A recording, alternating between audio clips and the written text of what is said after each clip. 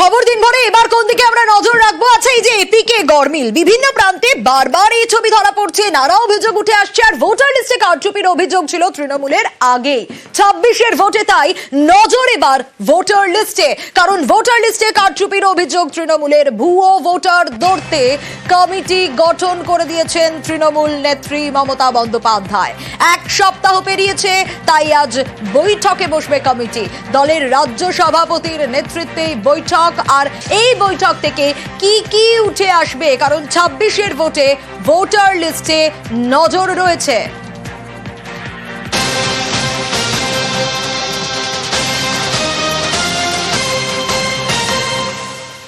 আর এই ভোটার লিস্টে কারচুপির অভিযোগ তৃণমূল আগেই এনেছে। আরো ডিটেইলে বিষয় জানতে চাইবো। আবির রয়েছে আমার সঙ্গে, আবিরের কাছ থেকে জানবো।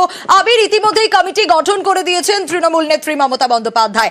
এক সপ্তাহ হয়ে গেছে, তাহলে কি কাজের খতিয়ান, কতদূর কাজ এগুলো, কটা জিনিস ধরা পড়লো, সেই সবই উঠে আসবে আজকের এই বৈঠক থেকে?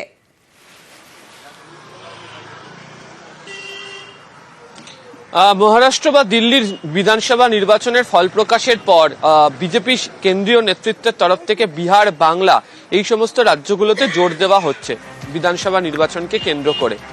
পাল্টা যে চ্যালেঞ্জের লড়াই, সেটাও তৃণমূল কংগ্রেস শুরু করেছে এই রাজ্য থেকে, এবং সেক্ষেত্রে দাঁড়িয়ে তাদের হাতিয়ার হচ্ছে যে এই ভুয়ো ভোটার কার্ড বা এপিক কার্ডের যে গড়মিল, যে গন্ডগোল, সেগুলিকে। গত কয়েকদিন ধরে এই বিষয় নিয়ে তিনি কথা বলছিলেন, এবং নেতাজি ইন্ডোর স্টেডিয়ামে তৃণমূল কংগ্রেসের যে অধিবেশন, সেই অধিবেশন থেকে তিনি এই বিষয় নিয়ে সরব হন। দলের একটি কমিটি তৈরি করে দেন। সেই কমিটির সদস্যরা জেলা সভাপতি এবং জেলার চেয়ারম্যান, বীরভূমের ক্ষেত্রে যে কোর কমিটি, তাদের সদস্যদেরকে সঙ্গে নিয়ে এই মুহূর্তে তৃণমূল কংগ্রেস ভবনে সেই বৈঠক শুরু করেছে। অবশ্যই গত কয়েকদিন ধরে দেখতে পাওয়া গিয়েছে শহর কলকাতা থেকে শুরু করে গ্রামাঞ্চলের বিভিন্ন প্রান্তে যারা জনপ্রতিনিধিরা রয়েছেন, যারা সাংগঠনিক দায়িত্ব প্রাপ্ত নেতারা রয়েছেন, জেলা সভাপতি, জেলা চেয়ারম্যানরা যারা রয়েছেন, তারা বিভিন্ন জায়গাতে পৌঁছেছেন। বিভিন্ন ভোটার বা ভুয়ো ভোটার বা এই গড়মিলের যে কথা বলা হচ্ছে, সেগুলোকে তারা চিহ্নিত করেছেন। এবং নির্বাচন কমিশনের তরফ থেকেও আমরা জানি যে দুদিন আগে একটা বিবৃতি দেওয়া হয়েছিল। তো যদিও শাসক দল মনে করছে যে এই বিবৃতি যেটা দেওয়া হচ্ছে এবং বাস্তবের মাটিতে যেটা দেখতে পাওয়া যাচ্ছে, তার মধ্যে আকাশ পাতাল ফারাক রয়েছে, এবং এই গোটা বিষয়টিকে তাই তারা চক্রান্ত বলে অভিযোগ করছেন। আগামী দিনে যারা জেলা সভাপতি রয়েছেন, জেলা চেয়ারম্যান, অর্থাৎ সাংগঠনিক ক্ষেত্রে দাঁড়িয়ে যারা জেলা সামলান, তাদের ভূমিকা কি হতে চলেছে। দ্বিতীয়ত হচ্ছে বিভিন্ন জেলাগুলো থেকে কত সংখ্যক কার্ড এই ধরনের গড়মিল পাওয়া যাচ্ছে, রিপোর্ট কি আসছে। তার কারণ 10 দিনের পর মমতা বন্দ্যোপাধ্যায় একটা রিপোর্ট চেয়েছিলেন, এবং আজকে 8 দিনের মাথায় এই কারণে এই বৈঠকটি করা হচ্ছে।